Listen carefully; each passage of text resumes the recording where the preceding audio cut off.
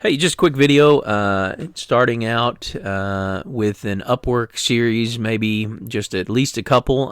This one I wanted to differentiate out the setting up an RSS reader and recommending that you do set up an RSS reader, in which case you'll have to set up some RSS feeds on Upwork and move them over to your reader. The primary reason that I recommend doing that is because you can consolidate multiple lines or feeds, not just from Upwork, from other sources as well, from potential streams of revenue that might have RSS features.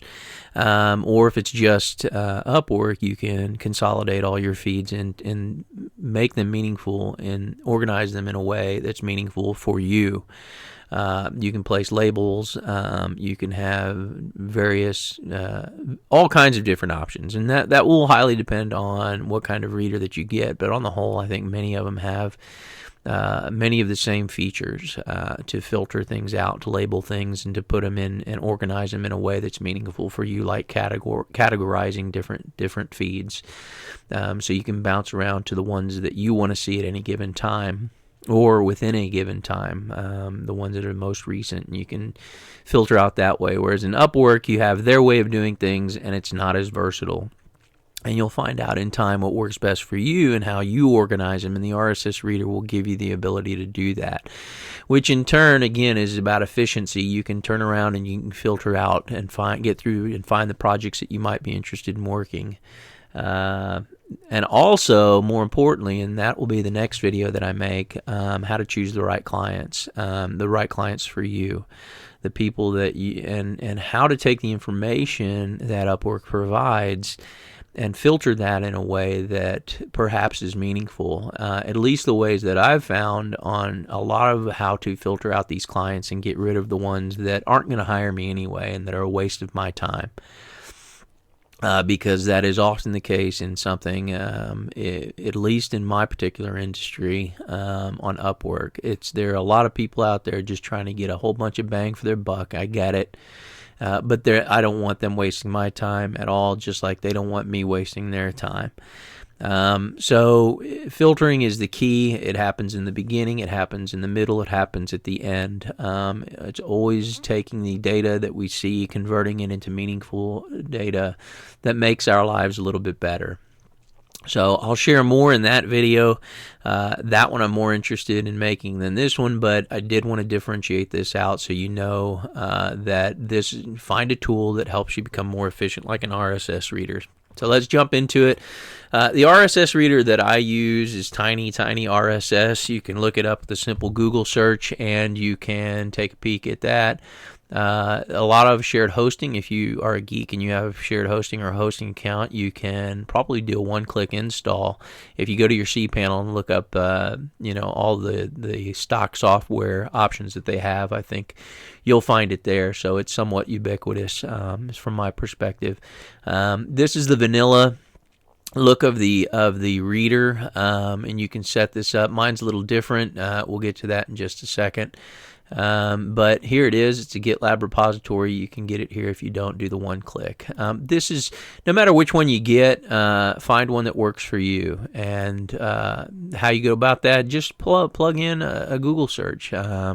This is web-based, of course. I like web-based. I'm a web developer, so a lot of the stuff that I prefer to use is web-based. Plus, if I'm anywhere at any time and I have access to the internet, I'm good to go on whatever device.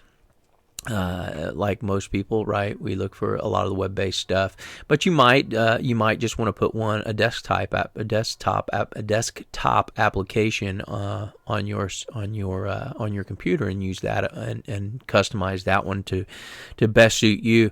Whatever you use, I recommend not paying for one. There are many free options out there that are constantly being developed that are good alternatives to any kind of paid solution. So Google searching will help you, like always, right? Just Google it, and you should be able to find one that works for you. But again, what we're going to have to do, though, regardless of the RSS reader that we have, and here's mine right here, we are going to have to we are going to have to create the feeds and get the proper links. That's the wrong tab. Sorry. We're going to have to get the proper links to help us. Once we get that link, we can put it into our RS reader. So, real fast, an overview after you've created an account. And if you go to find work, at least the interface that they have right now at Upwork, you will see a general listing. You won't see any things that you see right now. For instance, on my left-hand side, where we have the various feeds that I've already saved. And I've labeled these the way that I want to label them that are meaningful for me. WordPress, $100 plus fixed jobs versus hourly, non-entry. So if they want an entry-level person, it doesn't come up in this feed. So these are the ways that I've chosen to limit things. Here's one that's PHP. I've also keep an eye on different industries or different aspects of this industry, things that I might want to learn or where I might want to spend my time by looking at the overall demand for projects or for jobs in these areas. For instance, if I want to learn, do I want to learn Angular or React? At least in this context of Upwork, do I find the demand is greater for React, or do I find it for Angular? So you want to spend time learning something new. This might help you make a choice between the two based on demand. So there are different ways to do this and reasons why you might want to create these various feeds. But we're going to want to create one. In this case, we're going to do an example feed, and we're going to make it creative writing. And I've already put it in there. Upwork will also give you subdivisions. See if those are meaningful for you. If they make sense to choose them, you might want to. I recommend definitely going global first in some cases. Like the first thing I ever did was just a WordPress feed. And then I started narrowing them down instead. And that just takes time. It's a process. You're not going to get the best feeds in the beginning. But do start global and narrow down from there and then adjust them through time. So let's go ahead and just do right now a creative writing search.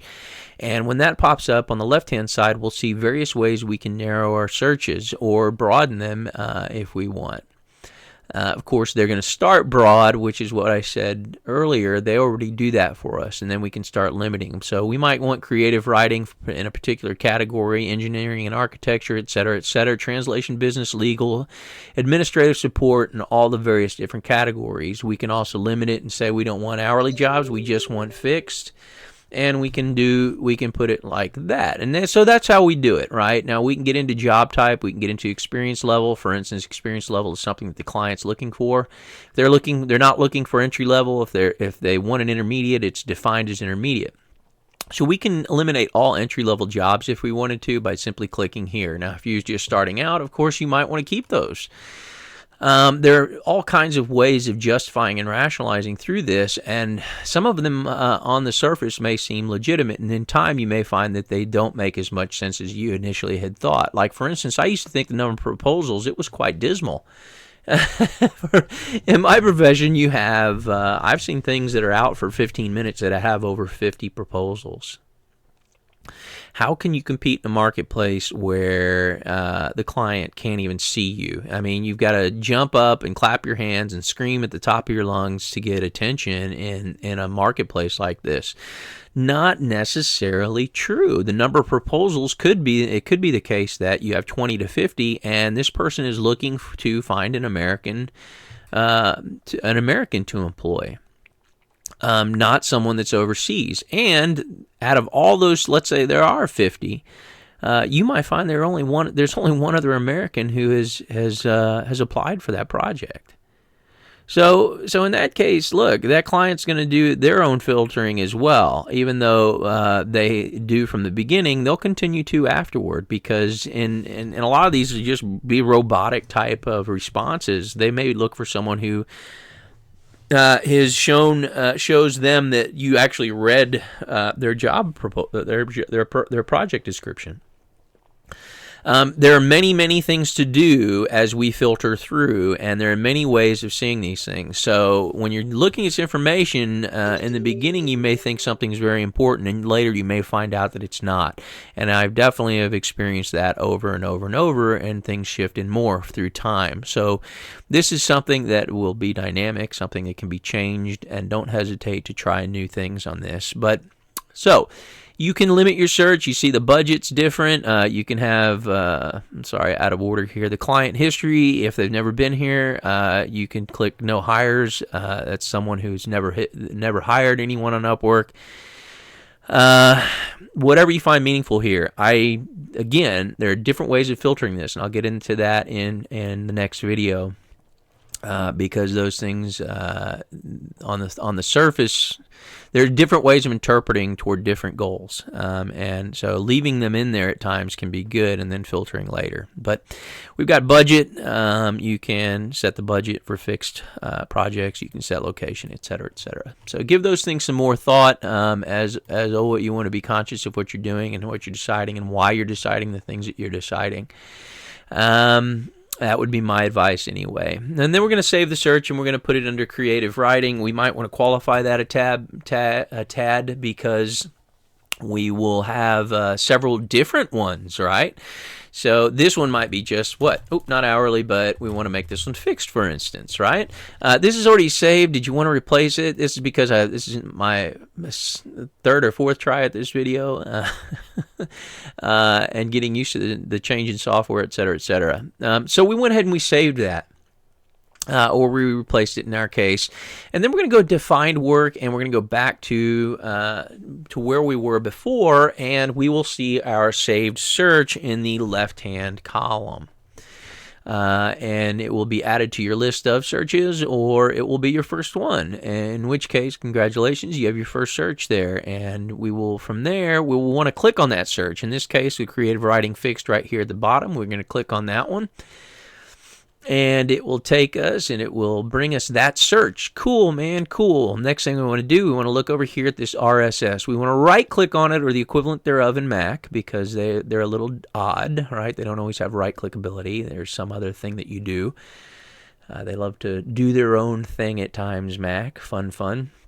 But for the rest of us suckers, we right-click and then we want to copy link address. It seems like you should just push this, right? It's always kind of bizarre, right? But if we do push it, and I did press it just now and I opened up in a new tab, we see this gunk, right? So it's not meaningful for us, but the link will take the RSS reader to this, and this will become meaningful data, right? Or more easily read, human-readable type of data.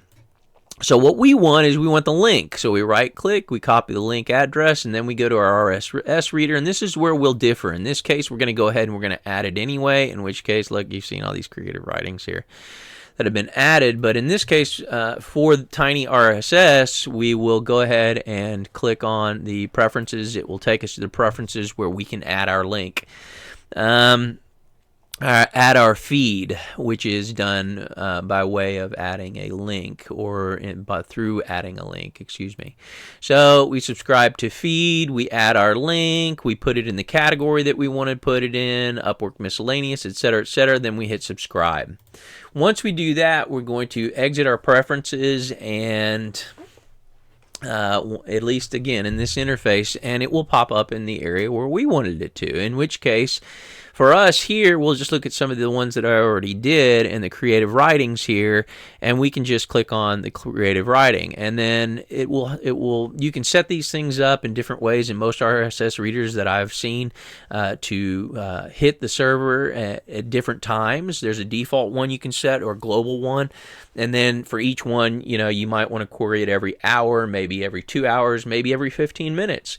So you can query them at different time intervals.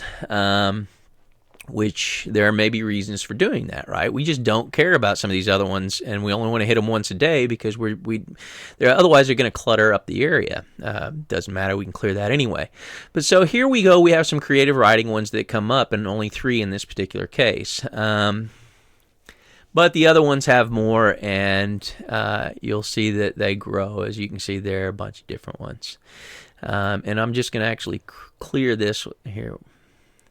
Now from here, you can have a different category. You'll be able to do different things with different ones, but primarily it'll lay out to where you can click on one. You can read more about the description, the budget that's set, and all this information, and we can find this meaningful. This will be part of the next video. making data meaningful and what we do from here. But again, differentiating this one out, so at least in the next video, if you wanted to reference this one and figure out more about what this feed is, you could. But we're going to dive into making information meaningful and how to filter some of this stuff to find the right clients for us in the next video. So that one here is hopefully the RSS. There's, of course, a lot of different stuff you can do with an RSS reader. We've just touched on the surface, but in this case, at least you know what you need to do. You create an account, you go to Find Work. From Find Work, you create a search. From that search, it will pull up the ability to limit the search in different ways, fixed, hourly, client history, budgeted amount, etc., country, etc. You can save that search is the next one, and then once you've saved it, you go back around to the search itself, you pull it up, and you get this link for the RSS.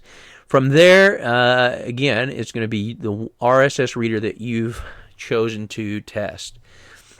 And maybe choose that one or the one that you use, either currently or the one you want to figure out, do I want to use this or not? But that's it. You get your link from there, and you're good to go. And you create several of these different RSS. I would recommend anyway that you do several different searches and you find out what works best for you and and the type of projects that you're looking for. So if you have any questions, please let me know.